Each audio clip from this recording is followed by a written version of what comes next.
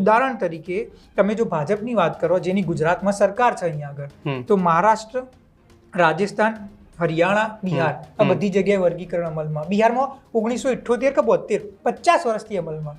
કોંગ્રેસની વાત કરીએ તો તેલંગાણા અને કર્ણાટક આ બંને જગ્યાએ ઓબીસી અનામત વર્ગીકરણ અમલમાં છે. એના સિવાય વાત કરીએ તો કેરેલા હોય, પછી તમારું તમિલનાડુ હોય, જે આગળ રિજનલ પાર્ટીઝ આવશે, બરોબર, ડીએમકે આવશે કે પછી સીપીઆઈ આવશે, ત્યાં આગળ પણ ઓબીસી અનામત વર્ગીકરણ અમલમાં છે. ત્યાં આગળ બધી જ્ઞાતિઓ રહી છે ખુશથી, શાંતિથી, કોઈ પ્રકારનો વિવાદ નહીં થયો 50 વર્ષમાં. બધી જ્ઞાતિઓનો સમગ્ર લક્ષી વિકાસ થઈ રહ્યો, બરોબર કે નહીં? આજ સુધી તમે સાંભળ્યું, તમે આટલા પત્રકાર આટલા વર્ષોથી કા અહીંયા આગળ વર્ગીકરણથી કોઈ જગ્યાએ કોઈ થયું છે? 50 વર્ષથી અમલમાં બધી જ્ઞાતિઓ સુખ શાંતિથી રહી રહી, ત્યાં આગળ એમનો વિકાસ થઈ રહ્યો, ત્યાં આગળ ઇસ્યુ ના આવ્યો અને અહીંયા આગળ થઈ જશે. તો મારો પ્રશ્ન એ જ છે કે તમે આજે નેરેટિવ, કોઈ બધા લોકો કહેતા ભાગલા પડવાની, કે ભાગલાની વાત જ નહીં ભાઈ. અનામત આપવામાં જે જ્ઞાતિ માટે આવ્યો તો જો એને જ નહીં મળે તો અનામતનો મતલબ શું? જાતિ આધારિત